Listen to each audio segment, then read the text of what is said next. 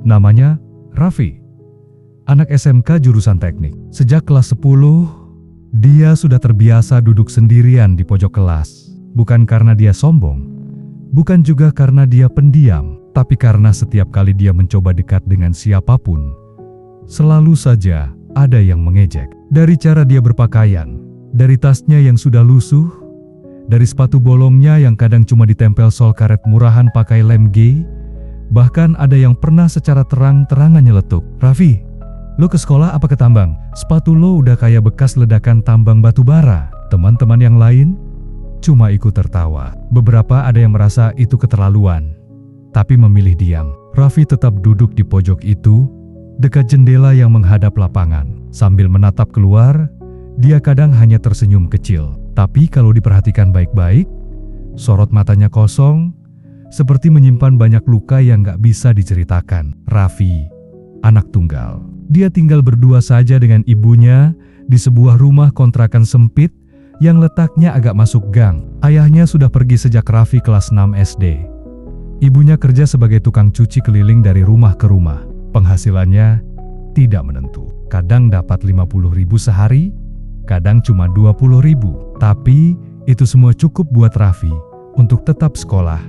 Meski seringkali dia harus menahan lapar. Uang jajannya paling banyak cuma 1.000 atau 2.000. Itu pun dipakai hemat-hemat untuk beli air putih di kantin. Teman-temannya tahu, dan sebagian malah menjadikan itu bahan candaan.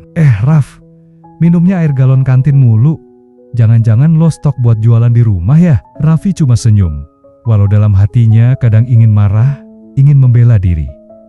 Tapi dia tahu, marah gak akan merubah apapun. Dia sudah terlalu sering jadi bahan olokan. Bahkan, sepatu bolongnya pernah dijadikan konten story Instagram oleh salah satu teman kelasnya. Diambil diam-diam saat dia duduk sambil tidur di kelas. Captionnya, "Teknik banget sih, sampai lupa ganti sepatu sejak zaman Majapahit." Video itu viral di lingkup sekolah. Beberapa guru tahu, tapi hanya menegur seadanya. Raffi diam, menunduk, pura-pura kuat. Tapi malamnya, dia menangis di kamar sambil menggenggam sepatu tuanya. Itu satu-satunya sepatu yang dia punya. Sudah 2 tahun dipakai. Kalau rusak, dia nggak tahu harus pakai apa ke sekolah. Meski begitu, Raffi tidak pernah absen. Setiap hari dia datang paling pagi. Meskipun harus jalan kaki sejauh hampir 5 km. Karena ongkos angkot terlalu mahal, dia lebih memilih berjalan. Bahkan kalau hujan, dia tetap datang. Hanya berbekal jas hujan plastik yang kadang sobek. Dia selalu duduk di bangku depan, mendengarkan guru dengan penuh perhatian. Saat ujian, nilainya sering masuk 5 besar. Tapi karena penampilannya yang sederhana dan sering dianggap kampungan, tak ada yang benar-benar melihat potensi Raffi. Guru-guru pun hanya memperhatikannya sekilas, tanpa tahu beban hidup yang dipikul bocah itu setiap hari. Raffi tak pernah membenci siapapun. Ia hanya percaya bahwa hidup ini seperti roda, dan satu hari nanti, dia akan naik ke atas. Tapi entah kapan, untuk saat ini, yang bisa dia lakukan hanya bertahan dan belajar sekuat tenaga. Raffi masih menjalani harinya seperti biasa. Setiap pagi, dia bangun paling awal, membantu ibunya menjemur pakaian hasil cucian kemarin. Kadang, sebelum berangkat sekolah, dia sempat membantu menyikat lantai rumah majikan ibunya agar bisa ditukar dengan uang 5.000 rupiah untuk bekal hari itu. Sore itu, hujan turun dengan deras. Langit gelap, petir sesekali menyambar, dan semua siswa berhamburan mencari tempat berteduh.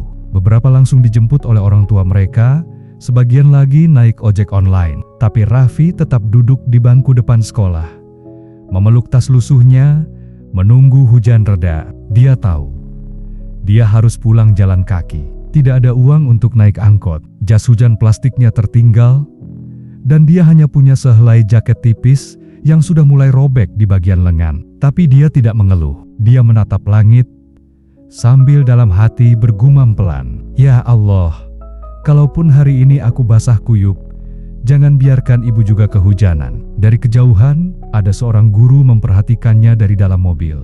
Namanya Pak Raka, seorang guru muda yang belum lama pindah ke sekolah itu. Ia memperhatikan Raffi sejak awal semester. Melihat bagaimana anak itu selalu hadir, selalu memperhatikan pelajaran. Meski jelas terlihat hidupnya tidak mudah, Pak Raka turun dari mobil, menghampiri Raffi dan bertanya, Raffi, kamu nggak pulang? "Pulang, Pak. Lagi nunggu reda aja." Lalu Pak Raka menawarkan tumpangan. Raffi sempat menolak, tapi setelah dipaksa dengan nada lembut, ia akhirnya masuk ke dalam mobil. Suasana di dalam mobil awalnya canggung, tapi akhirnya mereka mulai bicara. Raffi menceritakan sedikit tentang ibunya, tentang cita-citanya, ingin buka usaha sendiri, dan tentang hobi kecilnya, menonton video bisnis dari HP jadulnya tiap malam sebelum tidur. Pak Raka terdiam. Ia tak menyangka, anak yang sering jadi bahan bully itu ternyata punya semangat hidup yang luar biasa. "Saya nggak pintar-pintar amat, Pak. Tapi saya suka belajar. Saya ingin suatu hari bisa kasih ibu rumah sendiri, biar nggak ngontrak terus." Kamu belajar bisnis dari mana? "YouTube, Pak. Saya cari yang gratisan. Kadang sinyalnya lelet, kadang kuotanya habis. Tapi saya suka." Setelah mengantar Raffi pulang, Pak Raka pulang ke rumah dengan hati yang berat. Malam itu, ia tidak bisa tidur. Ia terus memikirkan anak itu. Anak yang tidak banyak bicara, tapi punya mimpi yang begitu besar. Keesokan harinya, diam-diam, Pak Raka mulai mencari cara untuk membantu. Ia mengenalkan Raffi pada salah satu temannya yang memiliki bisnis rumahan kecil-kecilan, menjual produk herbal dan kebutuhan rumah tangga lewat marketplace. Raffi diajak magang tanpa dibayar, tapi ia senang. Ia merasa punya kesempatan. Hari-hari berikutnya, sepulang sekolah, Raffi langsung menuju ke rumah kecil tempat ia belajar. Ia mulai belajar membalas pesan pelanggan, mencatat stok barang, memotret produk dengan HP pinjaman, bahkan belajar riset kata kunci. Semua dilakukan tanpa mengeluh. Awalnya sulit. Ia sering salah kirim alamat, ditolak pembeli, bahkan pernah dituduh nipu karena barang telat datang. Tapi ia tidak menyerah. Ia catat kesalahannya, minta maaf ke pelanggan, lalu terus memperbaiki. Sampai akhirnya, di suatu malam yang sunyi, saat semua orang di rumah sudah tidur, Raffi mendapati notifikasi di tokonya. Salah satu produknya, sabun herbal yang ia kemas sendiri, mendadak viral di TikTok. Seorang pembeli mereview dengan jujur. Dan jujur pula bilang, "Saya beli dari anak muda yang katanya jualan sambil sekolah." Salut, Raffi terdiam lama. Ia pegang HP-nya erat-erat, matanya berkaca-kaca. Ia menatap langit-langit kamar kontrakan, lalu berbisik pelan, "Bu, kita mulai bisa napas." Yah, pelan-pelan, waktu berlalu tanpa terasa. Sudah 2 tahun sejak Raffi lulus dari SMK, banyak hal telah berubah. Rumah kontrakan kecil yang dulu bocor saat hujan, kini sudah diganti dengan rumah mungil yang dibeli dengan uang sendiri. Ibunya tak lagi mencuci pakaian tetangga. Kini beliau hanya duduk di teras rumah, menunggu Raffi pulang, sambil menyiapkan teh hangat kesukaannya. Setelah produk herbal yang dijualnya viral, Raffi terus belajar. Ia tidak cepat puas. Ia ikut kelas gratis online. Belajar dari kegagalan sebelumnya, ia mulai paham strategi pemasaran, optimasi toko online, bahkan pelan-pelan belajar mengatur tim kecil. Semua ia lakukan pelan-pelan, tanpa mengeluh, tanpa banyak bicara ke orang lain. Ia ingat betul masa-masa ia tidak dipercaya, ditertawakan, bahkan diabaikan. Maka, sekarang saat hidup mulai berpihak, dia tidak ingin membalas dengan kesombongan. Sampai suatu hari, ia menerima undangan reuni kecil dari teman-teman SMK-nya. Awalnya ia ragu, kenangan saat dibully, ditertawakan karena sepatu bolong dan nasi garam, masih melekat dalam ingatannya. Tapi ibunya berkata, "Pergi saja, Nak. Bukan buat pamer, tapi tunjukkan kalau kamu bisa sukses tanpa dendam." Dan akhirnya, hari itu pun tiba. Sebuah kafe kecil disewa untuk tempat berkumpul. Raffi datang paling akhir. Ia turun dari mobil hitam sederhana, bukan untuk pamer, tapi karena memang itulah hasil kerja kerasnya. Pakaian yang ia kenakan rapi, wajahnya bersih, rambut tetap low fade seperti dulu.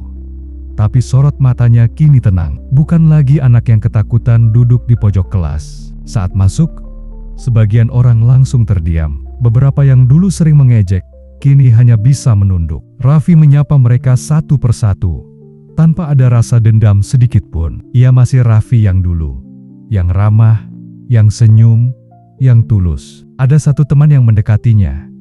Dulu paling sering membuli. Raff, gue minta maaf ya. Dulu gue keterlaluan banget. Gak apa-apa, gue juga pernah salah, pernah sedih. Tapi sekarang, kita semua udah dewasa. Hidup gak harus terus saling salahin. Semua terdiam. Tak lama, Pak Raka datang dan langsung memeluk Raffi. Saya selalu percaya kamu, Raffi. Sejak hari pertama lihat kamu jalan kaki sambil senyum, saya tahu kamu bukan orang biasa. Dan di hadapan semua teman-temannya, Raffi berdiri dan berkata pelan, tapi jelas. Dulu saya sering ditertawakan. Bahkan, ada yang bilang saya nggak akan jadi siapa-siapa.